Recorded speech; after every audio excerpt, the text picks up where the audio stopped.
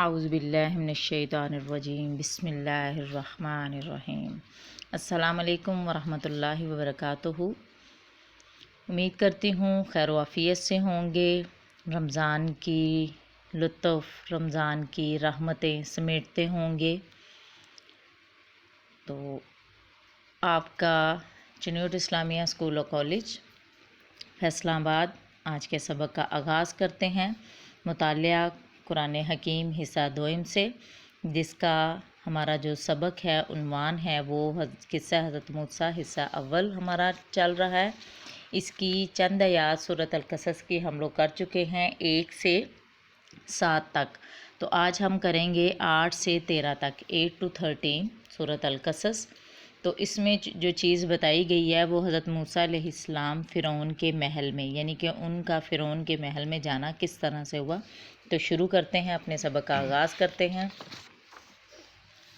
اعوذ باللہ من الشیطان الرجیم، میں اللہ کی پناہ مانگتا ہوں شیطان مردود سے۔ بسم اللہ الرحمن الرحیم، اللہ کے نام سے شروع جو بڑا مہربان ہمیشہ رحم فرمانے والا ہے۔ فالتقطه آل فرعون ليكون لهم عدوا وحزنا، پس فرعون کے گھر والوں نے اسے اٹھا لیا تاکہ وہ ان کے لیے دشمنی اور غم کا ذریعہ بنے۔ ان فرعون وهامان وجنودهما كانوا خاطئين، بے شک فرعون اور حامان اور ان دونوں کے لشکر گنہگار تھے۔ وقالت امرأة فرعون قرة عين لي ولك لا تقتلوه، اور فرعون کی بیوی حضرت آسیہ علیہ السلام نے کہا، یہ بچہ میری اور تمہاری آنکھوں کی ٹھنڈک ہے، اسے قتل نہ کرنا۔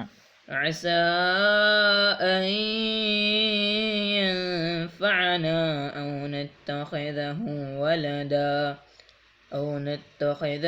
ولدا وهم لا يشعرون، شاید یہ ہمیں فائدہ پہنچائے یا ہم اسے بیٹا بنا لیں، اور وہ انجام سے بے خبر تھے۔ وأصبح فؤاد أم موسى فارغا، اور موسیٰ علیہ السلام کی والدہ کا دل بے قرار ہو گیا۔ إن كادت لتبدي به لولا أن ربطنا على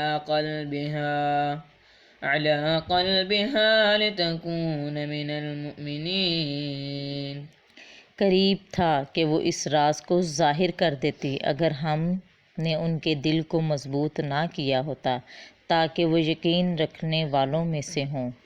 وقالت لأخته قصيه فبصرت به عن جنب وهم لا يشعرون، اور موسیٰ علیہ السلام کی والدہ نے اس کی بہن سے کہا، تم اس کے پیچھے پیچھے جاؤ، پس وہ اسے دور سے دیکھتی رہی اور وہ لوگ بالکل بے خبر تھے۔ وأصبح فؤاد وحرمنا عليه المراضع من قبل فقالت هل أدلكم على أهل بيت يكفلونه لكم وهم له ناصحون، اور ہم نے پہلے ہی سے ان یعنی موسیٰ علیہ السلام پر دائیوں کا دودھ حرام کر دیا تھا۔ تو موسیٰ علیہ السلام کی بہن نے کہا کہ میں تمہیں بتاؤں ایسے گھر والوں کا پتہ جو تمہارے لیے اس بچے کی پرورش کریں اور وہ اس کے خیر خواہ بھی ہوں۔ فرددناه إلى أمه كي تقر عينها ولا تحزن ولتعلم أن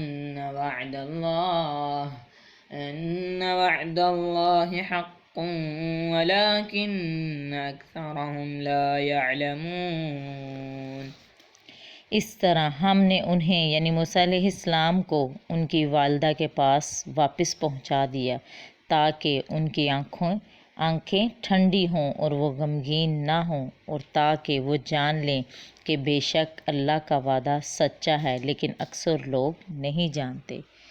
بیٹا یہ تھا ہمارا آج کا سبق سورۃ القصص کی آیات 8 سے 13 تک، جو آپ لوگوں نے تلاوت کرنی ہے ترجمہ کے ساتھ۔